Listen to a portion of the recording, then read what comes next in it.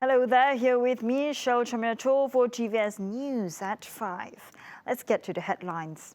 Now, the Ministry of Entrepreneur Development and Cooperatives is committed to ensure the Pemerkasa stimulus package is immediately going to benefit entrepreneurs affected by COVID-19.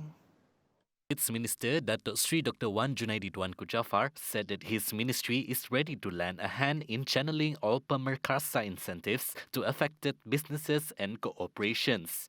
Among the incentives rolled out to entrepreneurs is one of 1,000 ringgit Prihatin 3.0 special grant and the additional 500 million ringgit for microcredit financing programs under Bank Simpanan Nasional Tekun, Majlis Amanah Rakyat and SME Corp.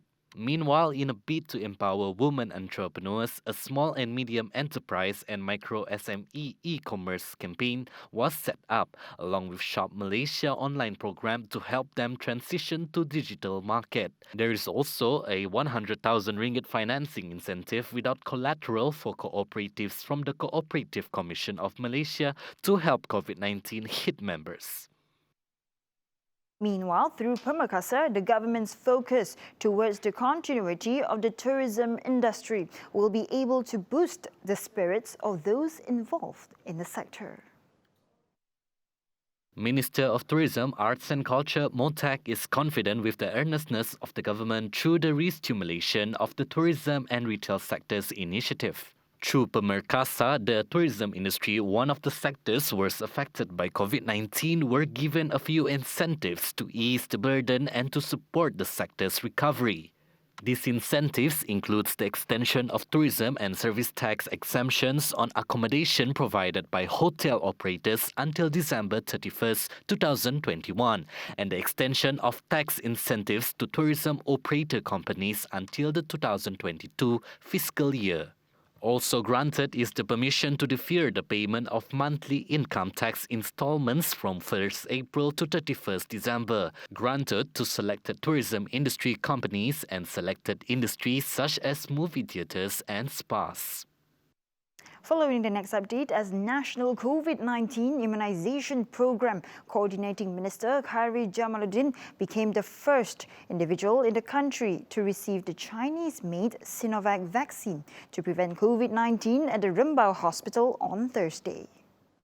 The injection also marked the beginning of official use of Sinovac vaccine in Malaysia.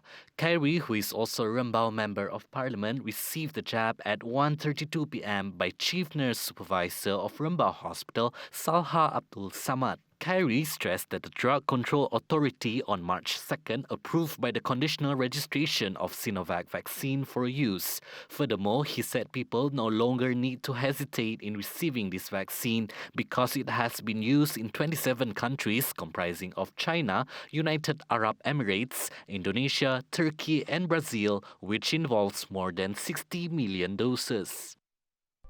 Welcome back. Now, the federal government said there were no proposals to make any changes to the existing tax system or to introduce new taxes aimed at increasing government revenue affected by COVID-19. Minister of Finance Tengku Datuk Sri Zafrul Tengku Abdul Aziz said this includes the proposal of some parties to implement the goods and services tax, which has been abolished before. He said this during a media conference in conjunction with the National Economic Recovery Strategy following the announcement of the Pemerkasa stimulus package by Prime Minister Tan Sri Muhyiddin Yassin today. Nearly 600 athletes in 28 different sports have undergone training in quarantine following the rise in COVID-19 cases late last year. And after more than 2 months of training in quarantine, national athletes are about to enjoy a bit of freedom when the quarantine ends today. Minister of Youth and Sports Datuk Sri Rizal Merican Naina Merican pointed out in ensuring that the performance, competitiveness and the mental health of athletes are maintained, they were allowed to undergo central training in control. Rizal American also hoped that this relaxation, athletes could undergo training as usual and take advantage of it, as Selangor is now under the Conditional Movement Control Order as well as seeing a reduction in new COVID-19 cases. And that concludes TVS News at 5. Do not forget to tune in to our 11:30 Nightline tonight. Here with me, Charles Tomato, and I'll see you tonight. Have a good evening.